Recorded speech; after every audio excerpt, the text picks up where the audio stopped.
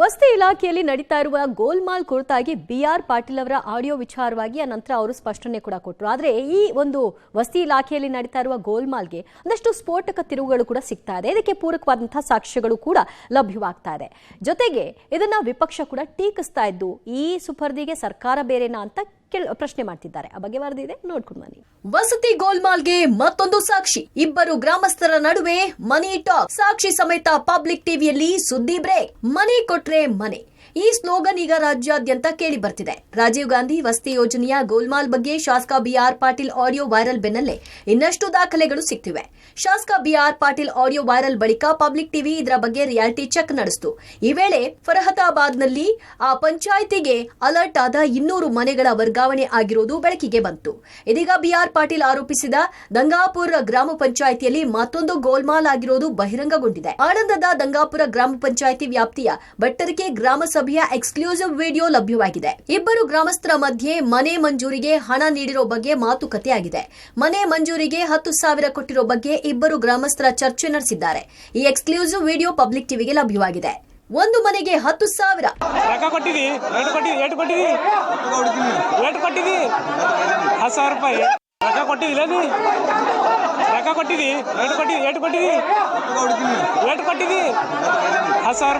ಇನ್ನು ಮುಂದುವರೆದಂತೆ ವಿಡಿಯೋದಲ್ಲಿ ದುಡ್ಡು ಕೊಡದಿದ್ರೆ ಮನೆ ಸಿಗಲ್ಲ ಎಂಬ ಬಗ್ಗೆಯೂ ಮಾತನಾಡಿದ್ದಾರೆ. ನೀವು ಕಾದು ಕುಳಿತರೆ ನಿಮಗೆ ಮನೆ ಸಿಗಲ್ಲ, ಯಾರು ಕಾಸು ಕೊಡ್ತಾರೋ ಅವ್ರಿಗಷ್ಟೇ ಮನೆ ಸಿಗಲಿದೆ ಅಂತ ಬಟ್ಟರ್ಕಿ ಗ್ರಾಮ ಸಭೆಯಲ್ಲಿ ಪಂಚಾಯತಿ ಸದಸ್ಯ ಬಹಿರಂಗ ಹೇಳಿಕೆ ಕೊಟ್ಟಿದ್ದಾರೆ.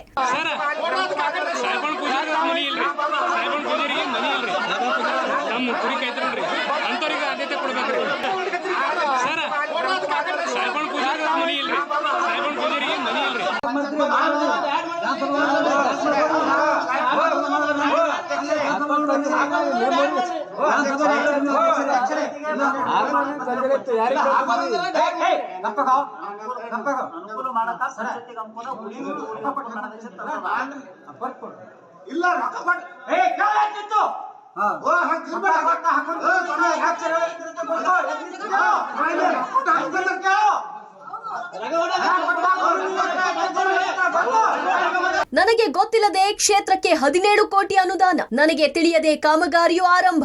BR ಪಾಟೀಲ್ ಮತ್ತೊಂದು ಸ್ಫೋಟಕ ಆರೋಪ ಮಧ್ಯೆ ಕಲಬುರಗಿಯಲ್ಲಿ ವಸತಿ ಇಲಾಖೆ ಸಂಬಂಧಿಸಿದಂತೆ ಮಗದೊಂದು ಸ್ಫೋಟಕ ಆರೋಪ ಮಾಡಿದ್ದಾರೆ.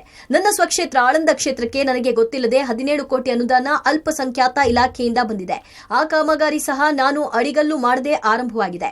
ಹೀಗಾಗಿ ಸರ್ಕಾರದಲ್ಲಿ ಏನ್ ನಡೀತಾ ಇದೆ ಅಂತ ಗೊತ್ತಾಗ್ತಿಲ್ಲ. ನಾನೊಬ್ಬ ಕ್ಷೇತ್ರದ ಶಾಸಕನಾಗಿ ಕ್ಷೇತ್ರದಲ್ಲಿ ಏನಾಗ್ತಾ ಇದೆ ಅಂತ ಗೊತ್ತೇ ಆಗ್ತಿಲ್ಲ. ಹೀಗಾಗಿ ನಾನು ಆ ಕಾಮಗಾರಿ ಬಗ್ಗೆ ಹಕ್ಕುಚ್ಯುತಿ ಮಂಡಿಸಿದ್ದೇನೆ. ನನ್ನ ವಿರುದ್ಧ ಹೈಕಮಾಂಡ್ ಕ್ರಮ ತೆಗೆದುಕೊಂಡ್ರೆ ಕೈಗೊಳ್ಳಿ ಅಂದಿದ್ದಾರೆ. ಸರ್ಕಾರದ ವಿರುದ್ಧ ವಸತಿ ಇಲಾಖೆಯಲ್ಲಿ ನಡೀತಾ ಇರುವಂತಹ ಗೋಲ್ಮಾಲ್ ಹೊರ ಹಾಕಿದಂತಹ BR ಪಾಟೀಲ್ ಅವರು ಈಗ ಮಗದೊಂದು ಹೇಳಿಕೆಯನ್ನು ಕೊಡ್ತಾ ಇದ್ದಾರೆ. ನಿಮ್ಮ ಕ್ಷೇತ್ರದಲ್ಲಿ ನಿಮ್ಮ ಅನುಮತಿ ಪಡೆದು ಅನುದಾನ ಬಂದಿದೆಯಾ? ಹೇಗೆ? ಗೋಲ್ಮಾಲ್ ಇಲ್ಲ. ಅಲ್ಪಸಂಖ್ಯಾತರ ಇಲಾಖೆಯಿಂದ ನನ್ನ ಕ್ಷೇತ್ರಕ್ಕೆ 17 ಕೋಟಿ ಬಂದಿದೆ. ನನಗೆ ಗೊತ್ತೇ ಇಲ್ಲ, ನನಗೆ ಯಾವ ಸೂಚನೆಯೂ ಇಲ್ಲ. ಕಾಮಗಾರಿ ಪ್ರಾರಂಭ ಆಗಿದೆ ಅಂತ ಶಿಷ್ಟಾಚಾರದ ಪ್ರಕಾರ ಸಂಬಂಧಪಟ್ಟಂಥ ಶಾಸಕರಿಗೆ ಕರೆದು ಅವ್ರ ಕಡೆಯಿಂದ ಗುದ್ದಲಿ ಪೂಜೆ ಮಾಡೋದು ಶಿಷ್ಟಾಚಾರ ಇದೆ. ಅದಕ್ಕೆ ನಾನು ಹಕ್ಕುಚ್ಯುತಿಯನ್ನು ಮಂಡಿಸಿದ್ದೀನಿ ಸ್ಪೀಕರ್ಗೆ. ಅವರು ವರದಿ ಕಮಿಟಿ ಕಳಿಸಿದ್ದಾರೆ. ಬಟ್ 17 ಕೋಟಿ ನಿಮ್ಗೆ ಗೊತ್ತಿಲ್ಲದೆ ಅನುದಾನ ಬರುತ್ತೆ ಅಂದ್ರೆ ಹೇಗೆ ಅಂತ ಈಗ ನೋಡಿ, ನಾನು 17 ಕೋಟಿ ಬರೋದಕ್ಕಿಂತ ಮುಂಚೆ ಆಳಂದಲ್ಲಿ ಒಂದು ಮೌಲಾನಾ ಅಬುಲ್ ಕಲಾಂ ಆಜಾದ್ ಹೈಸ್ಕೂಲನ್ನು ನಾವು KKRDB ಕಟ್ ಮಾಡಿದ್ವಿ, ಅದಕ್ಕೂ ದುಡ್ಡು ಬಂದಿದೆ. ಸೊ ಅಂದ್ರೆ ಎರಡೆರಡು ಒಂದೇ ಅನುದಾನಕ್ಕೆ ಅಂದ್ರೆ ಡುಪ್ಲಿಕೇಶನ್ ಆಗಿದೆ. ನನಗೆ ಮೊದಲೇ ಗೊತ್ತಾಗಿದ್ರೆ KKRDB ದುಡ್ಡು ಇರ್ತಿರಲ್ಲ, ನಾನು ಬೇರೆ ಉದ್ದೇಶಕ್ಕೆ ಬಳಸ್ತಿದ್ದೆ ನಾನು. ಸರಿಗ ಎಲ್ಲೋ ಒಂದ್ ಕಡೆ ತಾವು ಕೂಡ ಹೇಳಿಕೆ ಕೊಡ್ತಾ ಇದ್ರೆ, ಇನ್ನೊಂದ್ ಕಡೆ ಕೃಷ್ಣ ಬೈರೇಗೌಡ ಕೂಡ ಹೇಳಿದ್ರು. ಆದ್ರೆ ತಮ್ಮ ವಿರುದ್ಧ ಮಾತ್ರ ಹೇಳಿಕೆಗಳಿಗೆ ಒಂದು ವ್ಯಾಪಕವಾದ ವಿರೋಧ ವ್ಯಕ್ತ ಮಾಡ್ತಾ ಇದ್ದಾರೆ. ಯಾಕೆ ಅಂತಾರೆ? ಅದು ಅವರಿಗೆ ಕೇಳಿ.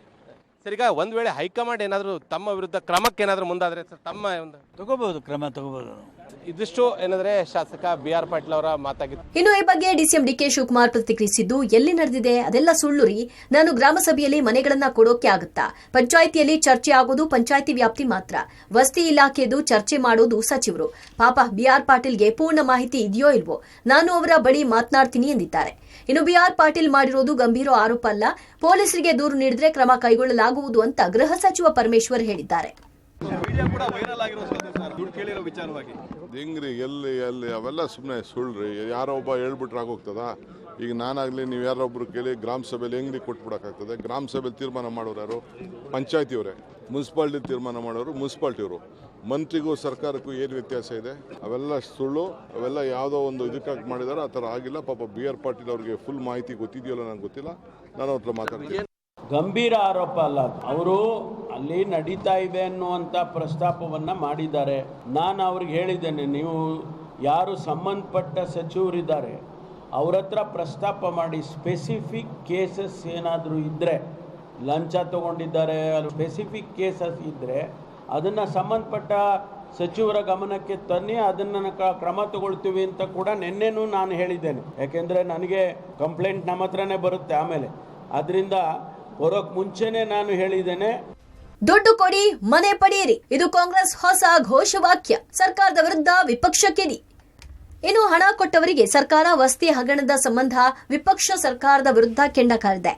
ಆಯಾ ಇಲಾಖೆಗಳಲ್ಲಿ ಇಂತಿಷ್ಟು ಫಿಕ್ಸ್ ಮಾಡಿಕೊಂಡಿದ್ದಾರೆ ಅಂತ ಕೇಂದ್ರ ಸಚಿವ HD ಕುಮಾರಸ್ವಾಮಿ ವಾಗ್ದಾಳಿ ನಡೆಸಿದ್ರೆ, ದುಡ್ಡು ಕೊಡಿ, ಮನೆ ಪಡೆಯಿರಿ, ಇದು ಕಾಂಗ್ರೆಸ್ ಹೊಸ ಘೋಷವಾಕ್ಯ ಅಂತ ಹುಬ್ಬಳ್ಳಿಯಲ್ಲಿ ಕೇಂದ್ರ ಸಚಿವ ಪ್ರಹ್ಲಾದ್ ಜೋಶಿ ಕಿಡಿಕಾರಿದ್ದಾರೆ. ಬಿಜೆಪಿ ರಾಜ್ಯಾಧ್ಯಕ್ಷ ವಿಜಯೇಂದ್ರ ಪ್ರತಿಕ್ರಿಯಿಸಿ, ಈ ಸರ್ಕಾರದಲ್ಲಿ ಭ್ರಷ್ಟಾಚಾರ ಬಿಟ್ರೆ ಬೇರೇನೂ ಇಲ್ಲ, ಸರ್ಕಾರದ ವಿರುದ್ಧ ಬೀದಿಗಿಳಿದು ಹೋರಾಟ ಮಾಡ್ತೀವಿ ಅಂತ ಗುಡುಗಿದ್ದಾರೆ.